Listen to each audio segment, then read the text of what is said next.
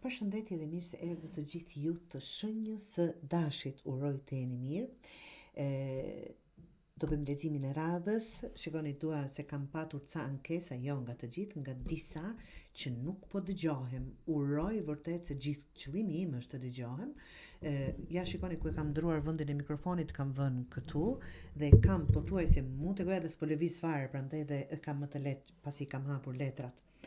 Më shkruani apo shikoni dhe në telefonat e juaja apo funksionon zëri. Të dashur, letrat e juaja çfarë po thonë?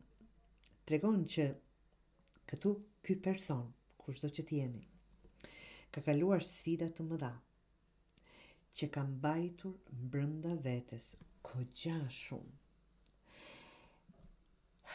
Brenga, shqetësime.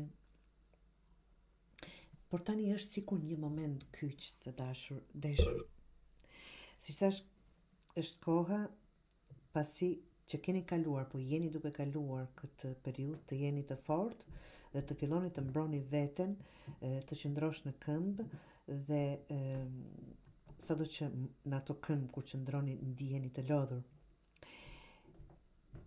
Çfarë është me rëndësi, nga që model që është paksa një egzagerim i mendimeve dhe fokusi juaj në ato çfarë nuk kam, si s'po realizohet kjo dëshirë. Keni menduar ta ktheni ndonjëherë të theni kam këtë, kam ato çfarë kemi. Jo të fokusohemi vetëm nga ato çfarë s'kemi. Nga ato çfarë s'kemi është ndjesi e durimit, qëndrimit, një lloj beteje, brenda natës ose në momente qetësie mendja juaj nuk ju ka lënë rehat, frika, mendimet që s'ju ndalen, fajsi, dyshime që ju kanë përndjekur, si një flutur natë që ripezullu mbi kokën e juaj. Por e vërteta është që shumica e këtyre frikave janë të mëdha në mendjen e juaj, më të mëdha se sa janë në realitet. Sido që të ketë qenë realiteti juaj, të dashur deshër, tregon për mundësitë apo gjithë këtë rrugtim që keni bërë, absolutisht nuk ka qenë kot, pavarësisht se kanë qenë të egzageruara. Po them, nuk dua të më mërziteni kur them, gjithë kemi një periudhë që na duken një problem nga më i vogli duket aq i madh sa që nuk flem dot natën. Dhe kjo është ajo që po ju shikoj duke i egzageruar. Si thash, rruga juaj deri këtu nuk ka qenë kot.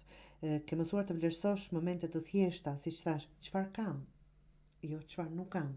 Apo duhet të mësoni, mund të jetë dhe këshill të dashur, të vlerësosh momente të thjeshta, shoqërinë e mirë, bashkëpunimin me të tjerët, nuk e pse i përballon gjërat vetëm, gjithmonë mund të kërkojmë ndihmë në kuptimin vetëm të flasësh me dikë dhe sikur lehtësohet ajo barra, ajo ndjenjë që kemi. Do ta kuptoni se nga tjetri do dëgjoni, po ky nuk është aq e madhe sa që egzageron, mund të rregullohet apo prit me kohë apo gjëra të tilla. Duhet i lejosh vetes ndjesinë që do ta përballosh dhe që nuk është asgjë aq e madhe sa që po mendoni ju.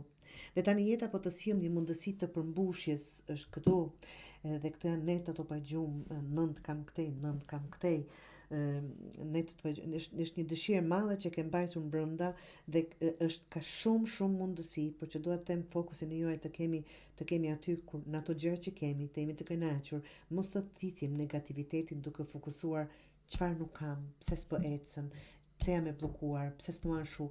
Ky mendim i bllokon apo i mbyll derën për të mira. Kjo nuk është mendim, është fakt. Dhe si që thash, kjo përmbushje të shikojmë dhe të fokusohemi në gjërat e mira. Çfarë mund të bëni konkretisht? Konkretisht duhet ta kuptoni që jeni shumë afër qëllimit, edhe kjo zgjatje apo tërzgjatje, kjo zvarritje ka ardhur mund nga ju vetë, nga që nuk po besoni të mirës që mund t'ju vi. Të dashur deshër, keni kujdes këtu. kjo dritë apo këtë dritë do ta shikoni. Flisni, siç thash, për ndjenjat e juaja, flisni për barrën, për dikë që ju kupton dhe ajo kur ndahet bëhet më e lehtë dhe do ta kuptoni që nuk ishte aq e madhe sa që keni menduar. Bashkëpunimi dhe lidhjet e sinqerta janë çelësi për të dalë nga kjo mjergull që jeni tani të dashur apo gëzimi këtu dhe tani, ta shijosh tani momentin. Je më mirë se që mendon, këtë duhet ta kuptoni mirë e përgjithmonë. Dhe më e bukur është që kjo është vetëm një fillim për ju, të dashur deshër, por po ju lutem të koncentroni në gjërat e bukura, në ato që keni, që unë këtu mund t'i numëroj një 5 që keni, duhet të jeni mirënjohës që i keni. Prandaj të fokusohemi në gjërat e bukura dhe në gjërat e mira, që kështu t'i tërheqim ato që duam pas këtyre që keni fituar tashmë.